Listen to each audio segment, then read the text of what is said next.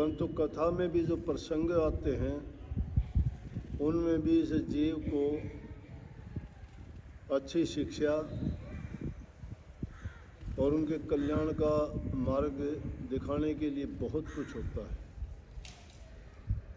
परंतु हम सिर्फ कथा की रोचकता तक सीमित रहते हैं और इसीलिए रामायण को देखो, महाभारत को देखो, मुख्य रूप से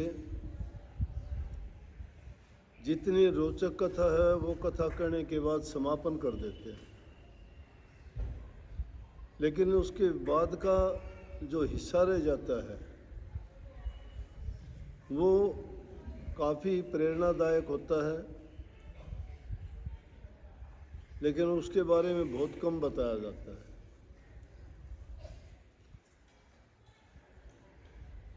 क्योंकि अंत तो किसी का अच्छा नहीं होता ना, अंत तो अंत होता, अंत हर चीज़ का ही बुरा होता है, लेकिन उस बुराई से पहले पहले बहुत कुछ जब अच्छा होता है तो उस बुरे पहलू को भी आदमी देख ले और उस बुराई को देख के आदमी समझ ले कि कर्म जैसा किया गया उसका परिणाम वैसा बन जाता है। तो वो भी एक बहुत बड़ी और ऊंची शिक्षा है। सत्संग इंसान को वो प्रेरणा देता है जिससे उसका जीवन अनुशासनात्मक बनता है। उसको सुन के इंसान को धैर्य, प्यार, दया, सहानुभूति, परहित, परोपकार ये चीज़ें सत्संग के माध्यम से मिलती हैं। तीनों प्रकार की जो आदमी क्रिया करता है, मन की, वचन की और कर्म की, इन तीन मुख्य जो आधार हैं इन्हीं में इंसान का जीवन बनता है। और इन्हीं तीनों को अगर सुधार ले, मन से इंसान अच्छे विचार, अच्छे ख्यालात, अच्छी सोच, अच्छे संकल्प उठाए तो जीवन में क्रियात्मक रूप उन्हीं चीज़ों को दिया जाएगा जो मन में उठती है। वचन इंसान की हृदय में छुपी हुई बातें हैं, वो बाहर आती हैं ज़बान पे। तो जो इंसान अच्छी चीज़ों का अभ्यास करता है, अच्छा बोलने का, अच्छी अच्छी बातें सुन के अच्छा जो संग्रह करता है, तो उस मन के भंडार से जब भी वो बोलता है अच्छी वाणी निकलती है। तो महापुरुषों ने तो उस बात को आगे फरमाया भी है कि सज्जन के मुख अमी बहत है जब बोले जब प्यार, दुर्जन के मुख बंद कर रखो उसको भट्टी भरे होगा। दुर्जन का मुंह बंद करके रखने का मतलब है कि हमारे मन में ही दोनों प्रकार के ख्याल हैं, बुरे भी हैं, अच्छे भी हैं। संग्रह जब अच्छा किया है तो हम अच्छा ही बोलेंगे। अगर हमारे साथ कोई दुष्टता, धृष्टता करता है, बुरा बर्ताव करता है, तो भी हम बोलेंगे तो हमारे अच्छी वाणी निकलेगी उसके प्रति। तो हमें अच्छी बातों को संग्रह करना चाहिए, चाहे कठिन समय में भी हमें अच्छा ही बोलना चाहिए। राजस्थान में जिकारा लगाते हैं, हाँ जी, जी जी, बाई जी, बुआ जी, माँ जी, दादाजी, पिताजी, बाबा जी, सबको जी बोलते हैं। अगर डाकू हुआ तो भी डाकू जी बोलेंगे। वो बुरा है लेकिन वो बुरा नाम नहीं लेते, क्योंकि जिकारा उन्हें लगाना सीख रखा है। वचन ऐसा बोलो जिसके बारे में कही ना, वाणी ऐसी बोलिए मन का आपा खोए। मन का आपा खोए का मतलब अपने अहंकार को त्याग के, अपने को छोटा मान के, दूसरे को सम्मान देने के लिए वाणी ऐसी बोलिए मन का आपा खोए और उनको शीतल कर आप भी शीतल हो। मीठा बोलना दूसरे को भी ठंडक देता है और खुद भी आदमी उसको बोल के खुश होता है कि तुम अच्छा बोलोगे, सब के सब उसको सुन के देख के हंसेंगे अच्छा लगेगा। बुरा कोई बोलोगे, बुरा तुम बोलोगे, जिसका कोई मतलब नहीं, वो इंसान भी नाक चढ़ाएगा कि देखो इसने क्या वाणी बोली है। तो ये एक ऐसा मंत्र है, मीठा बोलना ऐसा मंत्र है, दुश्मन को भी अपना बना लेता है। वाणी तो अनमोल है, जो कोई जाने बोल, ये तराजू तोल कर फिर मुखबा राखो। बोलने से पहले अपने दिल के तराजू पर उसको तोल के देख लेना चाहिए कि मैं जो बोलने जा रहा हूं उसका परिणाम क्या होगा। ये बात है बड़ी सूक्ष्म सी, लेकिन सत्संगों में इन बातों को आम बता दिया जाता है, और जो इन बातों को समझना शुरू कर देता है उसके मन के अंदर नम्रता आती है, दीनता आती है, धैर्यवान बनते हैं वो, और अच्छी बातों को ही वो संग्रह करते हैं, बुराइयों को त्याग देते हैं। जैसे हंस के सामने अगर तुम दूध रख दोगे और दूध में पानी है, तो उसकी चोंच में ये खूबी है कि दूध को पी लेगा और पानी को छोड़ देगा। इसीलिए हमें भी अपने जीवन में बुराइयों को त्याग देना चाहिए, अच्छी चीज़ को ले लेना चाहिए। छोटी सी घटना, महात्मा गांधी जी अंग्रेज़ों के टाइम में पानी के जहाज होते थे, जब हवाई जहाज से सफ़र बहुत कम थे, नेहरू, गांधी या और दूसरे लोग भी जब विलायत में पढ़ने के लिए गए तो पानी के जहाज से जाया करते, महीने लग जाते थे विलायत तक पहुँचते पहुँचते। आज़ादी के लिए आंदोलन कर रहे थे गांधी जी, दूसरे और भी सभी लोग, लेकिन एक दिन पानी के जहाज में बैठे हुए जा रहे थे, साथ में अंग्रेज़ बैठा था। अंग्रेज़ ने कापी उठाई और उसमें लग गया गांधी जी को अंट संट, जो उसने बोलना लिखना बुराई करनी थी, सब बुराइयां लिख के 2-3 पेज पाड़े कापी से, और एक आल पेन लगाई उसमें उनको पन्नों को जोड़ने के लिए, और वो गांधी जी को पकड़ा दिया। जब गांधी जी ने उन पेपरों को देखा पढ़ने के बाद में वो पिन थी, वो तो उन्होंने अपने कोट के उसमें जैकेट में निकाल के लगा ली, और वो कागज़ थे वो फाड़ के डाल दिए।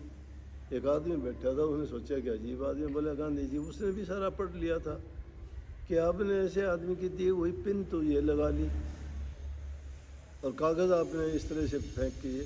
बोला जिन कागज़ों से मेरा कोई सरोकार ही नहीं था वो मैंने पाड़ के फेंक दिए, लेकिन ये पिन तो काम आ जाएगी मेरे कोई ना कोई कहीं ना। संदेश से क्या था कि बुराई में भी अच्छाई खोज लो, वो तुम्हें काम देगी।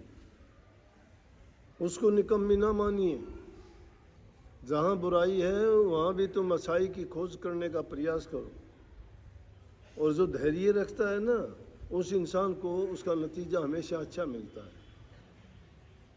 तो वाणी वो मंत्र है, वाणी का कोई मोल नहीं है। यही वाणी बोली तो जीभ से जाती है, लेकिन पिटाई तो सिर की होती है ना। ये तो बोल बाल के अंदर घुस जाती है जीभ को, कोई कुछ नहीं कहता। तो इसलिए इस जीभ को संभाल के रखना चाहिए, इससे अच्छा बोलना चाहिए। किसी की बुराई करने में हमें क्या मिलेगा? अच्छा बोलेंगे तो उससे कम से कम और नहीं तो हमें अच्छी दुआ तो मिलेगी। ये एक दूसरे को बस में करने का मंत्र है। दूसरे के साथ अच्छा बोलते हो तो यूँ सोच लो उसका मन जीत लिया तुमने, और मन जीत लेता है वो सब कुछ जीत लेता है। किसी को अपना नहीं बना सकता, उसका जीवन भी क्या है। जिसकी कठोर वाणी होगी वो नहीं ऐसा कर सकता। तीसरी बात आती है कर्म के लिए। कर्म जो भी करते हो ऐसा कर्म करो जिस कर्म का परिणाम हमेशा अच्छा हो, सुखदायक हो, किसी को कष्ट ना दे।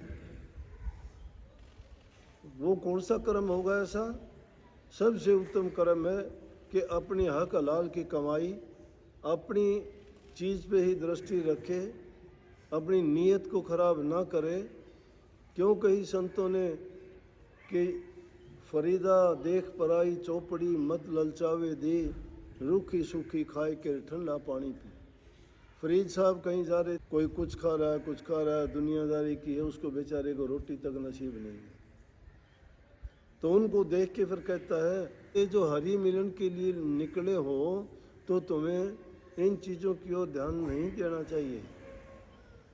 क्यों? वो आपको भटकाएंगे, तुम्हारे रास्ते से डिगा देंगे, और उस रास्ते से एक बार भटक जाओगे फिर लाइन पे आना बड़ा कठिन होगा। दुनियादारों का रास्ता अलग है, भक्तों का रास्ता अलग है। दोनों रास्ते मिलते नहीं, वो रेलवे लाइन की तरफ बराबर चलते रहते हैं, बुरा भी साथ चलता है। सृष्टि की शुरुआत हुई उसी टाइम से बुराइयों ने जन्म लिया था। जहाँ देवता पैदा हुए थे उसी टाइम में राक्षस भी पैदा हुए थे। जब समुद्र मंथन के समय अमृत निकाला गया, उसमें जहर हलाल भी निकला था।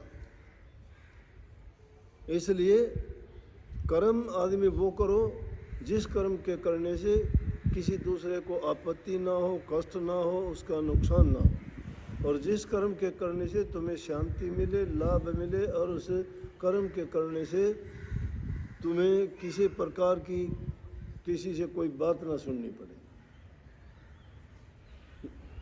उनमें उत्तम कर्म जो करता है, मीठी वाणी जो बोलता है और मन में जो अच्छे विचार रखता है, वही प्रभु भक्ति की ओर अपने मन को सुमन में लगा सकता है, ध्यान गुरु में लगा सकता है, और वही शब्द का रस ले सकता है। ऐसे शब्द का रस नहीं मिलता। कभी सोचते हो कि हम जो से उस आत्म ज्योति को, उस आत्म प्रकाश को, परम प्रकाश को देख लेंगे। कभी ये सोचते हो कि हम अपने जीवन को पवित्र बना लेंगे। जीवन को पवित्र बनाने के लिए इन 3 चीज़ों की सबसे पहले ज़रूरत है। इन चीज़ों से अगर पवित्र होगे तो तुम्हारा मन साफ शुद्ध हो जाएगा, और जहाँ मन पवित्र है उसी जगह परमात्मा का वास है। उसमें यही गुण है परमात्मा में, वो दोष रहित है, पाप रहित है। परमात्मा में दोष नहीं है, कोई भी अवगुण नहीं है उसमें कोई भी। इसलिए हमारा मन भी अवगुण रहित हो जाएगा, दोष रहित हो जाएगा, उनसे मुक्त हो जाएगा। तभी आप इस जीव की मुक्ति के रास्ते की ओर आगे बढ़ सकते हो, नहीं तो नहीं बढ़ सकते। अब बात तो कह दी, गुरुमुखों का रास्ता है। वाणी कितनी अच्छी शुरू में कही थी कि जे तू बुलावे तो आइए नंगे पैर वे, आया नहीं जानदा तेरे हुक्म बगैर। वाणी संतों की है, ये बहुत ऊंची बात है कि उसके हुक्म के बिना पत्ता भी नहीं हिलता। संतों के पास में वही भागी जीव आता है जब उसकी मेहर होती है, लेकिन उसकी मेहर कब होती है? जब उसके लिए इंसान तैयार होता है। जब इंसान की नीयत खोटी है, वो उस रास्ते की ओर ही नहीं जाएगा, वो सोच उसकी छल की, कपट की, बेईमानी की, धोखाधड़ी की, दुनियादारी के पदार्थों की ओर है, तो वहाँ कैसे वो जा सकता है? उस रास्ते पे चलने के लिए तो उसको अपनी नीयत को साफ करना पड़ेगा, और जिसकी नीयत साफ होगी वो उस रजा को, परमात्मा के हुक्म को वो मानेगा। फिर उसके हुक्म के मुताबिक जो चलोगे, कभी कष्ट नहीं होता। इंसान को कष्ट जब कब होता है? जब अपने मन की करते हैं। तो संतों ने रास्ता बता दिया, भाई 2 रास्ते हैं, एक मार्ग है मनमुक्ता का, एक मार्ग है गुरुमुक्ता का। मनमुक्ता वो है जिसमें तुम अपने मन मर्जी के काम करोगे, तुम अपने मन से जो काम करोगे वो तुम्हारी मनमुक्ता है। तो मन तो कभी सही काम नहीं करवाएगा, क्योंकि मन इस संसार के पदार्थों से बना है और संसार के पदार्थों को ही चाहेगा। तो इसलिए वो तो अच्छे काम में तुम्हें लगने नहीं देगा। फिर क्या करना पड़ेगा? गुरुमुख बनो। गुरुमुख में ये बात है, उसकी रजा, उसका हुक्म, उसका भाना, उसका जब हुक्म होता है वो काम होते हैं तो मान लो। जब उसका हुक्म हुआ तो सारे काम हुए ना। और उसके हुक्म के खिलाफ अगर कोई चल के दिखाओ, अपनी मर्जी का काम करके दिखाओ, उसकी मर्जी के खिलाफ तो रावण ने किया था। साधु का भेष बना के माता सीता को लेने आ गया, धोखे से, कपट से, नीच कर्म कराया उसने। वो नीच कर्म करने की सज़ा आज तक भोगता है और ख़त्म नहीं होता कभी भी। हर साल बढ़ते ही जाते हैं। इस साल अगर रावण 5 फुट का बढ़ा, अगली साल 10 फुट का होगा। इस बार 10 फुट का है तो अगली साल 20 फुट का, 100 फुट तक पहुंच गए लोग। वो कर्म उसका बढ़ता ही जाता है, कम नहीं होता चढ़ाने से भी। इसलिए गुरुमुक्ता का रास्ता यह है कि गुरु की आज्ञा में चले। गुरु की आज्ञा, गुरु की रजा प्रभु की रजा है। गुरु सबका हित चाहता है, वो किसी का बुरा नहीं चाहता। बुरा इंसान खुद कर लेता है अपना, गुरु किसी का बुरा नहीं करता। कबीर गुरु सबको चाहे, गुरु को चाहे न कोई। गुरु तो सबका हित चाहता है, लेकिन हम गुरु की बात को ना तो मानते हैं, उस पर चलते हैं, तो फिर तो नुकसान उठाना ही पड़ेगा। तो वो मनमुक्ता के काम करते हैं। तो संतों ने बताया कि जो गुरुमुक्ता के रास्ते पे चलता है वो कहता है तेरी रजा, तेरी रजा गद्दी दिलाए तो मेरी कौन बढ़ाई, भीख मंगाए तो मेरा क्या घट जाए। कि अगर वो सतगुरु की ये रजा है कि मैं भीख मांगता फिरूं तो मेरा कुछ नहीं घटता, ये उसकी रजा है, मेरे हित की बात है। अगर मुझे गद्दी देता है तो मेरी कोई बढ़ाई नहीं, गुरु की मेहर है, उसने पता नहीं क्या का क्या दे दिया। इसीलिए तो कर ओ गुरु मेहर कर तो कागा से हंस बना दे, ओ गुरु दया करे तो कागों से हंस। गुरु की मेहर हो जाए काग से हंस हो, न्यू तो काग तो हंस को नहीं हो भाई। एक काग अगर मोर का चंदा टांग के अपनी पाखा में कह दे मोर बन गया, मोर थोड़ा बन गया। बाणा पर शेर कर चले भेड़ की चाल, बोली बोले शाल की कुत्तियां ली न्यापाड़ है। शेर की खालड़ी ओढ़ ले, चाल तो भेड़ की चाल लेगा, भेड़ ने और शेर की खाल ले फरा दे, और चाल देने देख के शेर की चाल पर भेड़ की चाल में फर्क नहीं से। और बोली जो हाँ बोल रहे तो कुत्ते नहीं पढ़ लेंगे, क्या मटा शेर कड़ा या तो भेड़ से। तो इसलिए संतों ने हर बात में कही है कि बाण को बदलो, बाणा मत बदलो। बाणा बदलने से कुछ नहीं होगा, बाण बदलो। बाण हमें गलत पड़ी हुई है, संसारी चीज़ों की आदत पड़ी हुई है। हम तो कपटी हैं, झूठ बोलते हैं, निंदा करते हैं, फिर साफ करते हैं ना ना मैंने नहीं किया। मैं तो भगत आदमी 2-2 घंटे भजन में बैठता हूँ, नाम का सुमन करता हूँ, संगत में सेवा करता हूँ, जत्थेदार हूँ मैं। तो मेरे नीचे 50 आदमी काम करते हैं। जत्थेदार बुराई का है कि तू सेवादारों का है? जत्थेदार है तो तेरे में वो गुण है क्या? अपना मन टटोल के देख लिया करो। अगर तुम सच्चे हो तो तुम तो सेवादार हो, भगत हो, जत्थेदार हो। फिर तो जत्थेदार संत सेवक तो भक्तों से भी ऊंचे होते हैं, उनके हृदय में कपट नहीं होता, इसीलिए उनकी बात मान्य होती है।